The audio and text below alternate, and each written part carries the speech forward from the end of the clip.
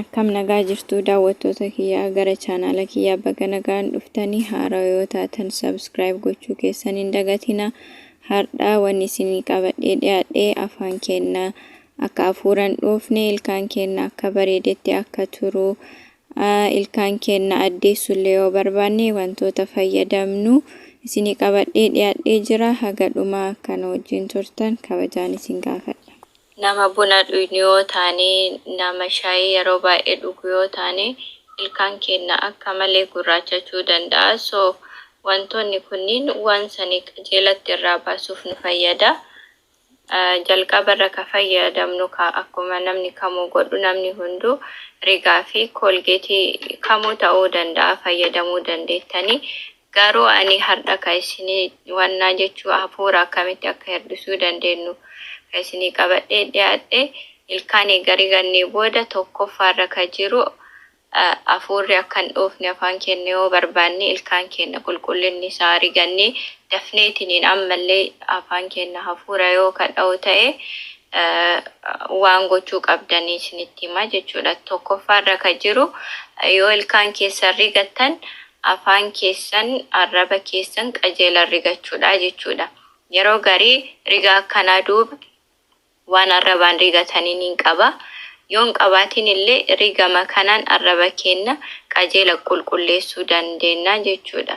So amma ilkaan rigannee garuu arraba keenya irratti waan sun immoo yoo hafe ilkaan keenya irratti darbeetiniin ilkaan keenya yooma san akka hafuura dha'u goosisaa jechuudha. So yeroo garii fiilingii gaarii namatti hin dhaga'amu yoo ilkaan arraba rigatanii garuu obsaniitiin arraba yoo rigatanii afaan keenya yeroo dheeraaf osoo hafuuraan dha'iin turuu danda'a jechuudha.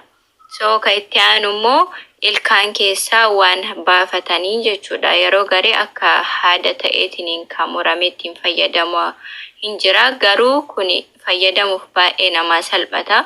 Akkana baay'ee ta'ee dhufa. Garuu kanammoo ilkaan keessaa jidduu akkana qonnee baafnaa jechuudha. Nyaata ilkaan jidduu hafe yoo jiraate haga feenee rigannullee ka jidduu hafe sun ilkaan keenya hafuura dhoofsisaa jechuudha. So haga feetan rigattaniitiin ilkaan jidduu waan jiru yoo baasin faayidaa isinii bu'aa takka isiniin qabu jechuudha. Deebi'ee yooma san afaan keenya hafuura dha'uu danda'a jechuudha. Ka biraa immoo saamunaa kana isinii himuu barbaada. Saamunaan kuni chemical free ka ta'e saamunaa qulqulluudha jechuudha. Saamunaan qulqulluu jechuu kiyyaa keemikaalota nama miidhan. Amma rigaawwan kunniin baay'inaan keemikaalota even online irra yoo seentanii ilaaltan Cancer Association ka jedhu website isaanii irratti carcinogen waan jedhaman waan kaansarii nama qabsiisuu danda'antu asirratti ingredientii keessa jira jechuudha. So waan san hir'isuu fayyaa keessaniif even nama sukkaara qabu dhiibbaa dhiigaa qabu koolgeetii kana fayyadamuun hin gorfamu jechuudha. Kanarraan immoo ilkaan keenya dhugumaan kana caalaa koolgeetii kana caalaa saamunaan kun hin qulqulleessaa jechuudha.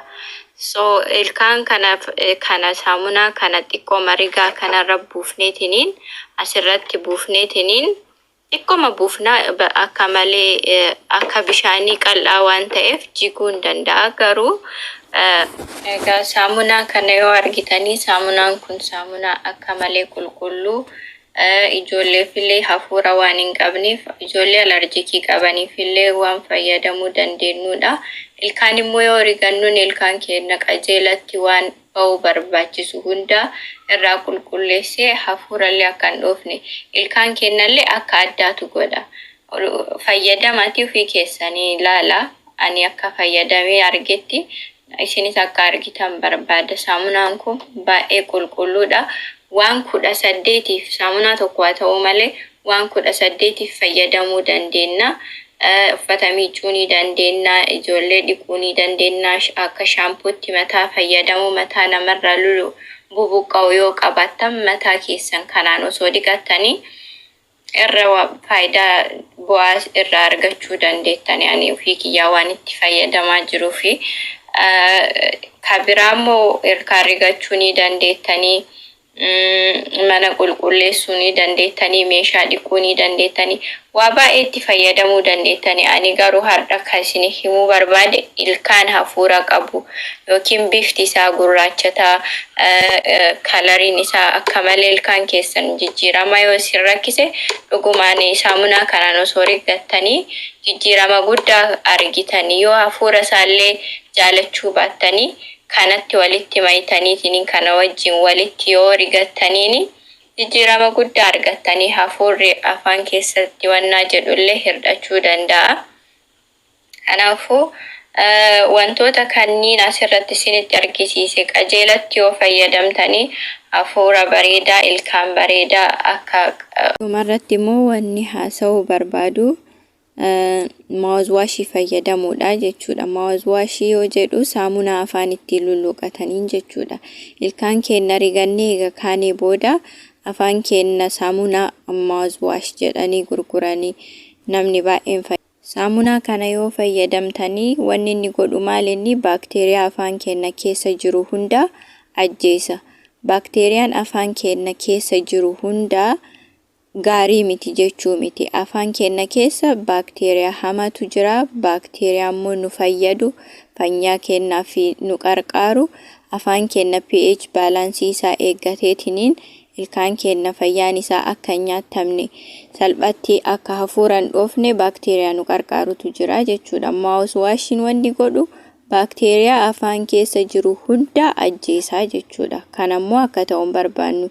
Kana yoo ka goonu taane afaan keenya guutumatti hafuura dha'uu eegala. Xiqqooma daqiiqaa muraasaa fi sa'aatii muraasaa fi afaan keenya hafuura dha'uu dhabuu danda'a malee yeroo xiqqoo booda baakteeriyaan nu barbaachisu sun waan du'eef yooma sana afaan keenya hafuuradha. Dabalataan immoo maawuzwaashii kanarratti wanni isinii dabaluu barbaadu riisarchii Ameerikaa keessatti hojjetameen namoota dhiibbaa dhiigaa qaban irratti afaan isaanii eega maawuzwaashii kanan lulluqataniin booda dhiibbaa dhiigaa isaanii yoo laalanii dhiibbaan dhiigaa isaanii akka malee ol ka'a jechuudha.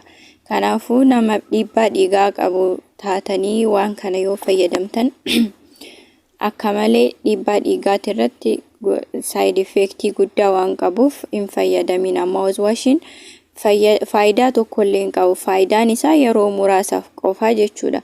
Kanarraan immoo yoo isa ka fayyadamtanii umrii keessan guutuu isa fayyadamuu qabdani. Isaan ala yoo ganamaa fi galgala isaan yoo lulluqateen afaan keessan haga feetan rigattanillee hafuura dha'uu eegalaa jechuudha. Kanaafuu maawuzwaashii hin fayyadamina. Har'a waa'ee qulqullina afaanii keenyaa waa baay'ee barannee jira jedhee abdadha.